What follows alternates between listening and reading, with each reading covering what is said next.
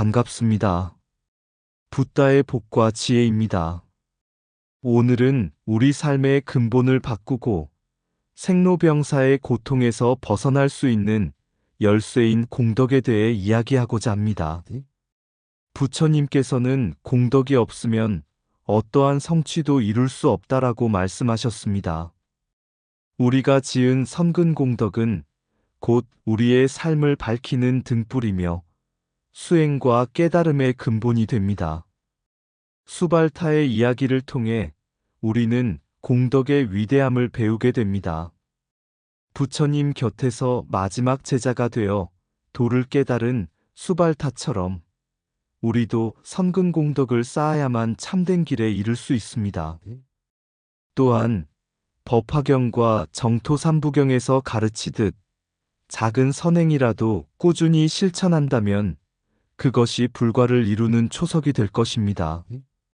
오늘 이 자리에서 여러분과 함께 공덕을 쌓는 방법, 선근 공덕의 참된 의미, 그리고 우리 삶에서 실천할 수 있는 길을 깊이 나누고자 합니다. 부처님의 가르침에 따라 매 순간 공덕을 실천하며 모두가 깨달음의 길을 걸어가길 발언합니다. 자, 그럼 공덕을 쌓아야 생로병사의 강도 건널 수 있다. 그 여정을 함께 해볼까요? 부처님께서 세상을 떠난 후 그의 제자들 중 한 명인 차익비구는 뛰어난 능력을 지녔지만 교만과 자만심으로 인해 다른 비구들과 자주 갈등을 빚었습니다. 차익비구는 부처님이 생전에 자신을 칭찬한 것을 자랑하며 자신이 다른 이들보다 우월하다고 믿었습니다. 어느 날 차익비구의 태도로 인해 수행자들 사이에 큰 갈등이 생기자 사리불이 부처님께 도움을 청했습니다. 부처님께서는 차익비구를 부르시고 온화한 목소리로 말씀하셨습니다. 차익아, 네가 수행의 길을 걷는다면 교만은 큰 걸림돌이 될 것이다. 마음속의 교만은 강물이 높은 둑을 넘지 못하듯 지혜와 자비를 넘어서지 못한다. 네가 진정으로 수행을 원한다면 물처럼 낮은 곳을 향해 흘러라. 그러면 모든 장애를 넘어서게 될 것이다. 이 말을 들은 차익비구는 크게 반성하며 자신이 교만으로 얼마나 많은 사람들을 괴롭게 했는지 깨달았습니다. 그는 곧 수행의 길로 돌아와 모든 자만심을 내려놓고 정진했습니다. 시간이 흐르자 차익비구는 참된 깨달음을 얻고 아라한이 되었습니다. 부처님께서는 이렇게 말씀하셨습니다. 겉모습은 수행자의 옷을 입고 있더라도 마음이 교만하면 진정한 수행자가 아니다. 마음을 낮추고 자비를 행할 때 비로소 참된 깨달음에 이를 수 있다. 옛날 한 마을에 수마라라는 가난한 여인이 살고 있었습니다. 그녀는 가진 것이 거의 없었지만 언제나 자비로운 마음으로 다른 사람들을 돕고자 노력했습니다. 하루는 스님들이 마을을 지나가며 탁발을 했는데 수마라는 자신이 가진 유일한 한 조각의 빵을 공양으로 드렸습니다. 스님 중 한 분은 부처님의 제자 아난다였습니다. 아난다는 그녀의 행위를 보고 부처님께 이야기하며 물었습니다. 세존이시여, 수마라는 너무나 가난한 사람입니다. 그런데도 자신의 전부를 내어놓았습니다. 그녀의 공덕은 어떤 결과를 가져올까요? 부처님께서는 미소 지으며 말씀하셨습니다. 아난다야, 그녀가 베푼 작은 공양이지만 그 마음 속에 담긴 자비와 정성이 위대한 공덕으로 이어질 것이다. 공덕이란 단순히 물질의 크기로 측정되지 않는다. 마음의 깨끗함과 선근착한 마음의 씨앗에서 시작되는 행위가 바로 공덕을 쌓는 길이다. 부처님께서는 이어서 생로병사의 강에 대해 말씀하셨습니다. 생로병사의 고통은 마치 넘기 어려운 큰 강과 같다. 그러나 공덕은 그 강을 건너는 튼튼한 다리가 되어준다. 선근 공덕이란 착한 행위를 통해 지혜와 자비를 키우는 것이며, 그것은 사람의 마음 속에 깃든 씨앗이 꽃을 피워 좋은 결과를 가져오게 한다. 수마라의 작은 공양은 다름 아닌 열반의 길로 나아가는 씨앗이 될 것이다. 그 후 수마라는 어려운 삶을 살았지만 언제나 사람들에게 선행을 베풀며 공덕을 쌓아갔습니다. 그녀가 생을 마감한 후 부처님께서는 제자들에게 말씀하셨습니다. 공덕은 생사고해를 건너는 배와 같다. 네가 가진 것을 베풀고 착한 마음을 지키면 그 배는 너를 해탈의 언덕까지 데려다 줄 것이다. 공덕은 물질의 크기가 아니라 마음의 깊이로 완성된다. 선한 마음으로 행하는 작은 행동이 큰 업의 결실을 이룬다. 생로병사의 강을 건너려면 공덕의 다리를 놓아라.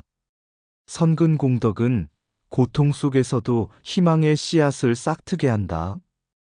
공덕을 쌓는 사람은 자신의 미래에 빛을 비추는 등불을 켜는 것이다. 작은 선행이라도 진심으로 행하면 그 씨앗은 무한한 열매를 맺는다. 자비로 행한 공양은 물질이 아니라 깨달음으로 보답된다. 공덕은 업장의 강을 건너는 배와 같다. 선근 공덕은 착한 마음의 씨앗에서 피어나는 무한한 꽃이다. 타인을 돕는 것은 곧 자신의 마음을 돕는 것이다. 마음의 순수함이 공덕의 시작이고 지혜의 완성이 그 결실이다. 공덕을 베풀 때는 결과를 바라지 말고 오직 자비로 행하라.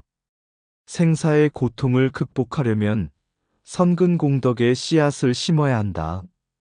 공덕은 보이지 않는 법의 강물처럼 우리의 업을 씻어준다. 작은 자비의 행위가 인연을 만들어 큰 깨달음의 길을 연다.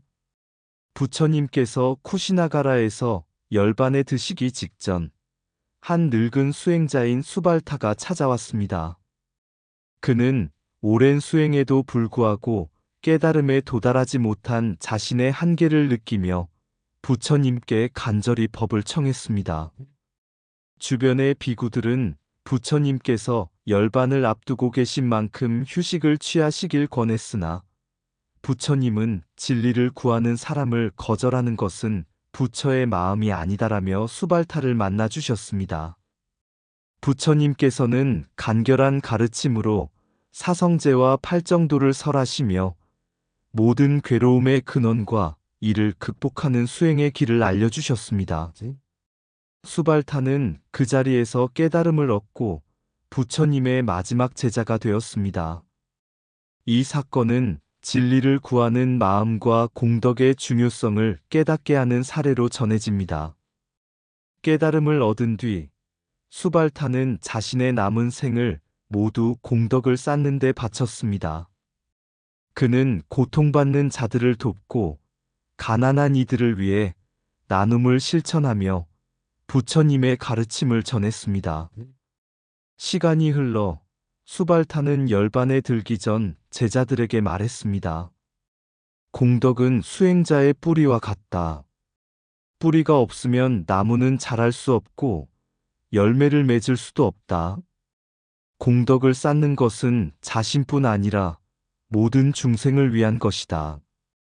그의 마지막 순간, 제자들은 수발타의 몸에서 빛이 퍼져나가 온 대지를 감싸는 모습을 보았습니다. 이는 공덕과 수행의 힘이 열반의 경지에 도달하는 길임을 증명하는 사건으로 기록되었습니다. 티베트의 위대한 스승 밀라레파는 젊은 시절 큰 죄업을 지었으나 깊은 참회와 끊임없는 수행을 통해 깨달음을 얻은 인물로 유명합니다. 그는 산속에서 수년간 수행하며 자신이 저지른 악업을 정화하고 선근공덕을 쌓아 인류에게 귀감이 되는 삶을 살았습니다. 그의 삶은 업을 지었더라도 진실한 참회와 선행을 통해 새롭게 태어날 수 있다는 메시지를 줍니다. 오늘날 현대인들도 티베트 수행자들의 사례에서 배울 점이 많습니다. 명상, 자비심, 그리고 작은 선행을 실천하며 공덕을 쌓아가는 과정에서 내적 평화와 행복을 얻을 수 있습니다. 부처님께서 말씀하셨습니다. 공덕을 쌓는 것은 자신을 위한 길이며 동시에 모든 중생을 위한 길이다. 수행의 길에서 공덕은 바람직한 방향을 가리키는 나침반과 같다.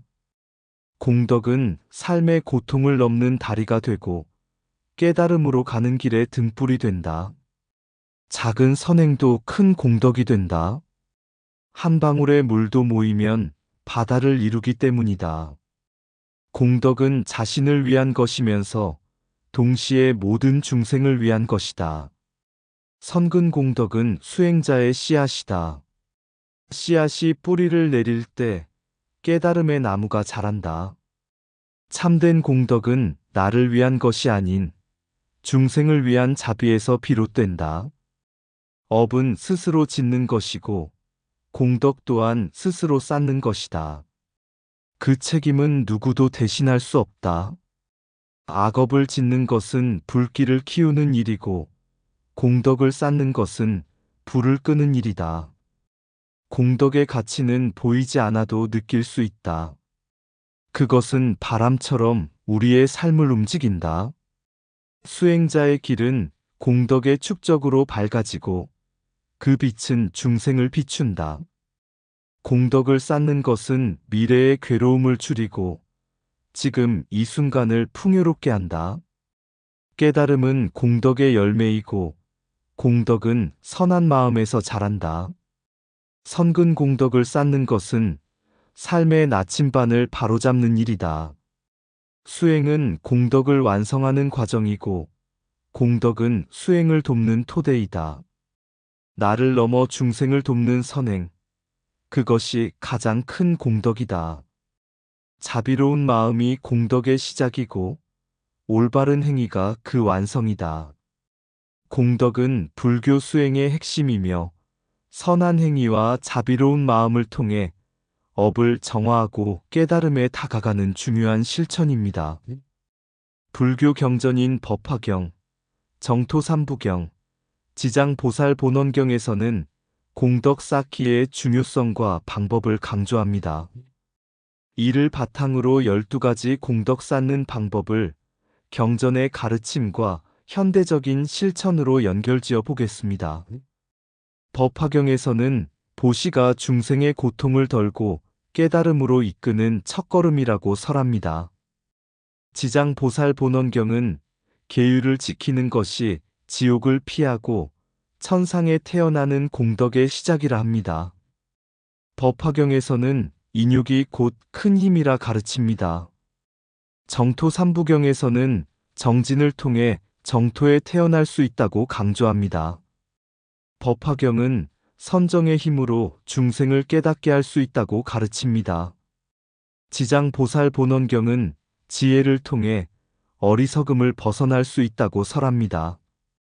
법화경은 불상이나 불탑을 조성하는 공덕이 무한하다고 가르칩니다. 스님과 중생에게 공양을 올리는 것은 곧 부처님께 올리는 것과 같음. 정토삼부경에서는 공양의 공덕이 극락왕생으로 이어질 수 있음을 강조합니다. 법화경을 독송하거나 필사하면 무한한 공덕을 쌓을 수 있다고 설합니다. 지장보살본원경은 지옥에 떨어진 중생을 구제하는 것이 가장 큰 공덕 중 하나라고 가르칩니다. 정토삼부경에서는 아미타불의 이름을 부르는 것만으로도 큰 공덕이 된다고 강조합니다. 현대적 실천 연불, 기도, 명상 중 부처님의 이름을 외우기. 자연을 보호하고 생명을 살리는 것은 현대적인 공덕 쌓기입니다. 법화경은 모든 생명이 부처와 연결되어 있음을 가르칩니다. 현대적 실천 나무 심기, 동물 보호 활동. 어려운 이들에게 도움의 손길을 내미는 것은 공덕 쌓기의 필수입니다. 지장보살본원경은 약자를 돕는 것이 곧 지장보살의 길이라고 설합니다. 지장보살본원경에서는 죽은 자를 위해 기도하고 불법을 설하는 것이 큰 공덕이라고 강조합니다. 현대적 실천 추모 행사에서 기도나 불경 독송, 법화경은 모든 것이 무상하고 무아임을 깨달을 때 진정한 공덕이 생긴다고 가르칩니다. 현대적 실천 자기 이익보다 공동체를 위한 행동, 불법을 배우고 바르게 말하고 행동하는 것은 공덕의 기본입니다. 정토 삼부경은 바른 말과 행동이 극락으로 이어지는 열쇠라 강조합니다. 현대적 실천 진실을 말하고 올바르게 행동하기. 감사는 공덕의 기초입니다. 법화경은 감사와 존경의 마음이 수행자의 길을 밝게 비춘다고 설합니다. 현대적 실천 가족, 친구, 스승에게 감사 표현. 공덕은 단순히 선행을 하는 것이 아니라 부처님의 가르침에 따라 자비와 지혜를 실천하는 과정입니다.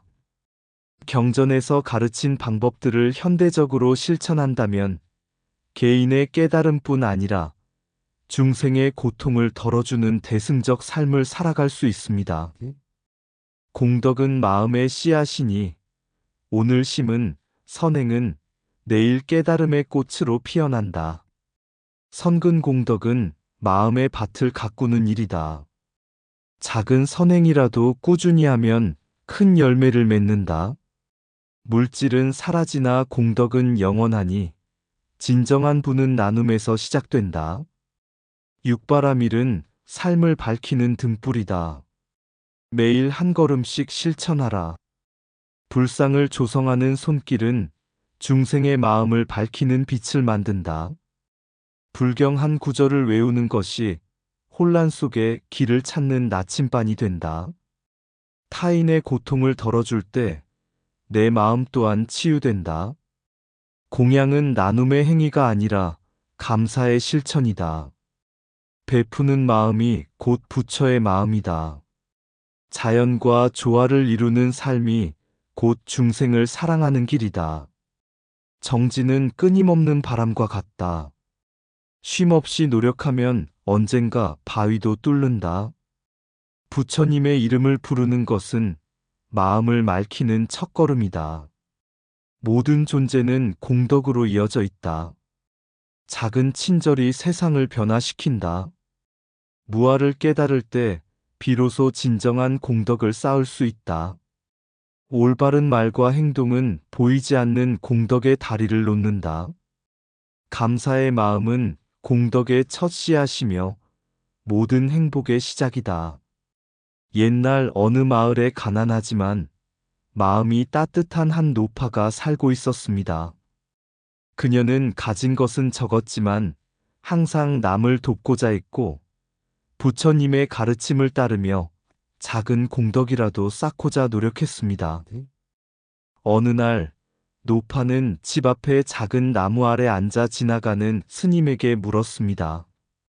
스님, 제가 가진 것이 너무 적어 부처님께 큰 공양도 드릴 수 없습니다. 어떻게 해야 제가 공덕을 쌓을 수 있을까요? 스님은 미소를 지으며 대답했습니다. 공덕은 크고 작은 행위에서 나오는 것이 아닙니다. 마음이 진실하면 작은 행동도 큰 공덕을 쌓는 길이 됩니다. 법화경에서는 중생을 향한 자비와 사랑이 곧 공덕의 시작이라 했습니다. 노파는 고개를 끄덕이며 물었습니다. 그럼 제가 할 수 있는 작은 일이라도 가르쳐 주십시오. 스님은 노파에게 다음과 같은 12가지 방법을 알려주었습니다. 사람들에게 친절한 말을 건네기, 어려운 이웃에게 음식을 나누기, 부처님의 이름을 하루에 한 번이라도 부르기, 자연을 보살피며 나무를 심기, 탐욕을 멀리하고 만족을 배우기, 다른 사람의 행복을 진심으로 기뻐하기, 사찰을 청소하거나 불상을 닦으며 부처님을 모시는 마음으로 행동하기. 화내는 사람을 이해하고 화해하기. 책이나 글을 통해 부처님의 가르침을 배우고 나누기. 타인의 잘못을 비판하기보다 자비로 품기. 기도와 참선을 통해 마음을 맑게 하기. 중생의 고통을 덜기 위해 기도하고 노력하기. 노파는 스님의 말을 듣고 큰 깨달음을 얻었습니다. 그녀는 가진 것을 탓하지 않고 할 수 있는 작은 선행부터 시작했습니다. 시간이 지나며 그녀의 삶은 더욱 평화로워졌고 마을 사람들은 그녀를 존경하게 되었습니다. 마침내 노파가 세상을 떠났을 때 마을 사람들은 그녀를 위해 사찰에 모여 그녀의 삶을 기렸습니다. 한 스님이 말했습니다. 이 노파는 부처님의 가르침에 따라 공덕을 쌓아 우리 모두에게 본보기가 되었습니다. 법화경에 나오는 선근 공덕의 실천은 작은 일에서도 시작될 수 있다는 것을 그녀가 몸소 보여주었습니다. 작은 손길이 따스하게 세상에 퍼지는 사랑의 씨앗. 부처님의 가르침은 그저 멀리 있는 것이 아니라 이 순간 내 마음속에 숨쉬고 있다. 법화경의 진리처럼 모든 중생을 향한 자비로 말 한마디, 손길 하나, 그 안에 공덕이 스며든다. 부처님, 당신의 발자취를 따르며 선근 공덕은 작은 일에도 깃든다. 기도를 올리고 불상을 닦으며 마음의 청정함을 채워간다. 인내와 자비로 사라지지 않는 등불을 육바라밀의 길을 따라 걷는다. 남을 위한 나의 작은 노력들이 바람처럼 퍼져 하늘에 닿는다. 이 길이 끝없이 이어진다 해도 한 걸음 한 걸음이 공덕을 쌓는 법. 세상은 우리의 손끝에 부처님의 진리가 새겨진 그 길 위에 있다. 불상의 미소처럼 마음을 밝히는 선한 의지로 내가 쌓은 공덕은 모두에게 닿아 그 길을 함께 걷는다. 작은 실천이 모여 커다란 평화의 꽃이 피어난다. 부처님이 보여주신 그 길을 따라 우리는 오늘도 공덕을 쌓는다. 이상 붓다의 복과 지혜였습니다. 오늘도 복지구족한 날 되세요. 구독과 좋아요는 붓다의 복과 지혜를 밝히는 큰 자비의 등불이 됩니다.